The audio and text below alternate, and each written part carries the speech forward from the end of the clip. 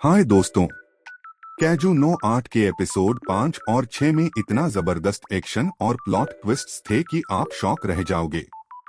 इस एपिसोड में हमें डिफेंस फोर्स एग्जाम, सोशिरो की स्ट्रैटेजी, किकोरू की इंसेन स्ट्रेंथ और आखिर में एक मिस्टेरियस कैजू अटैक देखने को मिला।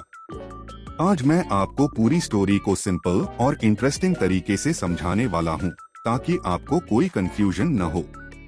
तो चलिए बिना टाइम वेस्ट किए स्टार्ट करते हैं।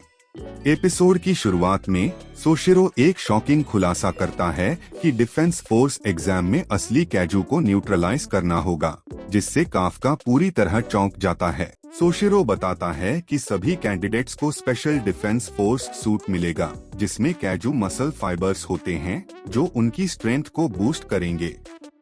सूट पहनकर लेनो 8% कॉम्बैट पावर अनलीश करता है। उसे समझ नहीं आता कि ये क्या है, तो सोशिरो बताता है कि यह सूट की पावर है जिसे वो एक्सेस कर रहा है। एक ट्रेन्ड जनरल ऑफिसर भी सिर्फ 20% तक की पावर निकाल पाता है, लेकिन फिर किकोरू ने इंसेन 46% पावर अनलॉक की। हरुइची इजुमो 18%, एओ कागुरागी 15% और इहरू फुरुहाशी 14% तक पहुंचते हैं। सोशिरो और बाकी लोग हैरान रह जाते हैं कि इतने ज्यादा लोग 10% प्लस अनलॉक कर पाए। लेकिन सबसे बड़ा शॉक तब लगता है जब काफका 0% आउटपुट दिखाता है, जिससे सोशिरो हंसने लगता है। सोशिरो एग्जाम को स्टार्ट करता है और बताता है कि उन्होंने 36 होजू और योज कैजू तैनात किए हैं। हर कैंडिडेट के पास एक ऑटो ट्रैकिंग ड्रोन होगा जो उनकी हर मूव पर नजर रखेगा। अगर किसी की लाइफ खतरे में आई तो सूट की ऑटो शील्ड एक्टिवेट हो जाएगी, लेकिन ऐसा होने का मतलब होगा कि वो एग्जाम में फेल हो चुके हैं।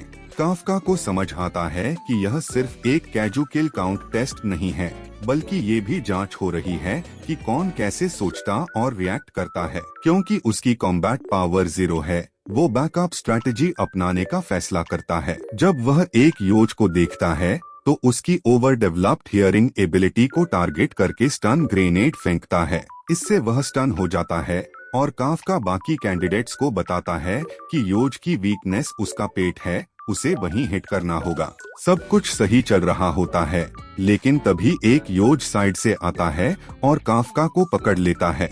वह उसे बुरी तरह घायल कर देता है और जैसे ही वो फाइनल ब्लो देने वाला होता है, किकोरू बीच में आकर योज को खत्म कर देती है।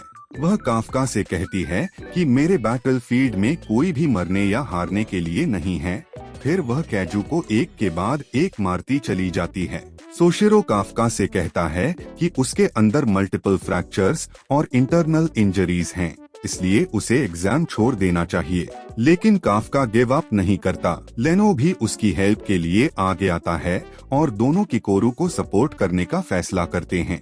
हालांकि कोई भी किकोरू की क्रेजी स्पीड और ब्रूटल स्ट्रेंथ के साथ मैच नहीं कर पाता। वह हर योज को वन शॉट कर देती है और फिर होजू का सामना करती है।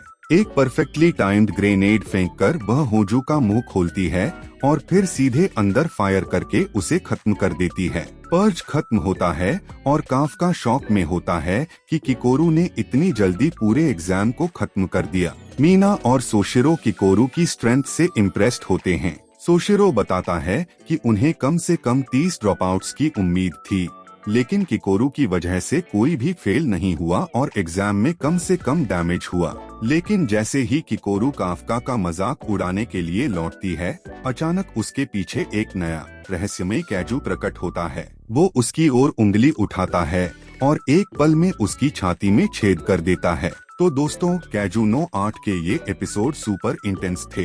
काफका की स्ट्रगल्स, किकोरू का डोमिनेशन और आखिर में एक नया खतरा। आपको ये एपिसोड कैसा लगा? क्या काफका अपने 0 पावर आउटपुट के साथ पास हो पाएगा? और वो नया कैजू कौन है? अपने थ्योरीज और थॉट्स कमेंट में जरूर बताइए। अगर आपको ये एक्सप्लेनेशन पसंद आया हो तो वीडियो को लाइक और शेयर करना मत भूलना। और अगर आप कैजू 9-8 के आने वाले एपिसोड्स का हिंदी में फास्ट और बेस्ट एक्सप्लेनेशन चाहते हैं तो चैनल को सब्सक्राइब जरूर कर लो। मिलते हैं अगले वीडियो में।